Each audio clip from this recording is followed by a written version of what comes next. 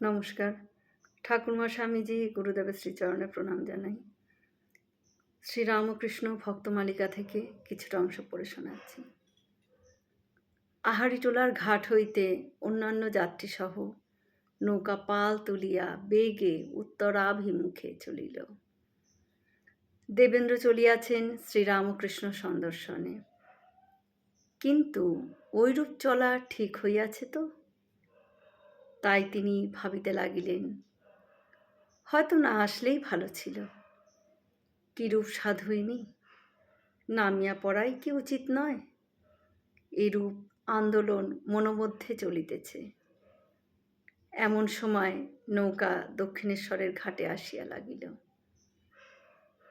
স্পন্দিত হৃদয়ে দেবেন্দ্রবাবু তীরে নামিলেন এবং স্নানরত নিরঞ্জনের নির্দেশ অনুসারে ঠাকুরের কক্ষের পশ্চিম দিকের গোল বারান্দায় আসিয়া উপস্থিত হইলেন।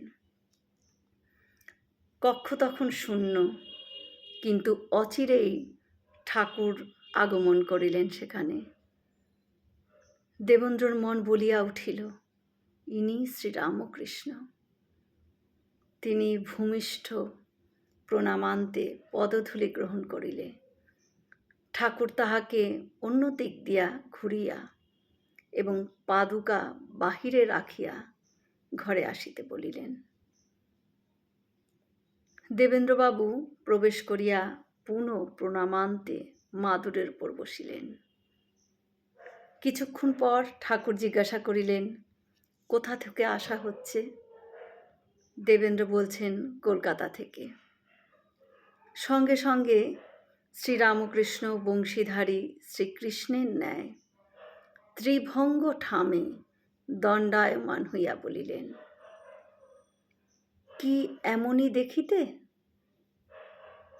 দেবেন্দ্র বলে উঠলেন, না, আপনাকে দেখতে। অমনি ঈষৎ ক্রন্দন সুরে ঠাকুর বলিয়া উঠিলেন, আর আমায় কি দেখবে বলো? পড়ে গিয়ে আমার হাত ভেঙে গেছে। হাত দিয়ে দেখো না এই জায়গাটি, দেখো দেখি হাড় ভেঙেছে কিনা। বড় যন্ত্রণা আমার। দেবেন্দ্রবাবু স্পর্শ করিয়া দেখিলেন। ঠাকুর জিজ্ঞাসা করিলেন, হ্যাঁ গা, সারবে তো? দেবেন্দ্রবাবু বললেন, আজ্ঞে সেরে যাবে। সরল বালকের ন্যায় ঠাকুর অমনি সোৎসাহে সকলকে ডাকিয়া বলিলেন, ওগো, ইনি বলছেন আমার হাত সেরে যাবে।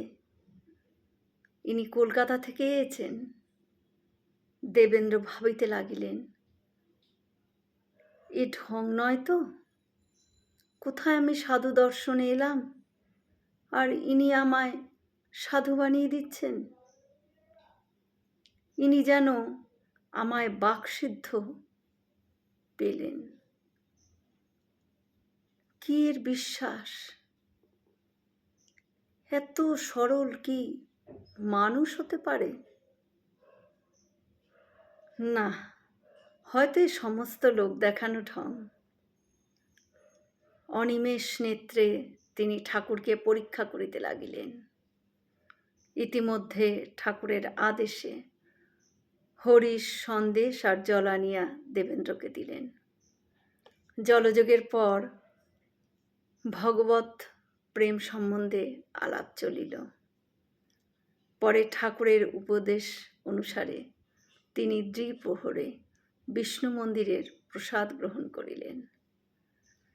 সেদিন আর স্নান করিলেন না। ঠাকুরের মধুর আলাপ, ততোধিক মধুর ব্যবহারে মজুমদার মহাশয়ের হৃদয় সম্পূর্ণ মুগ্ধ হইল। জয় শ্রীরামকৃষ্ণ। আমরা সকলে মিলে একসাথে বলি, জয় মহামাই কি জয়, জয় ভগবান শ্রী শ্রীরামকৃষ্ণদেব কি জয়, জয় স্বামীজি মহারাজ জি কি জয়।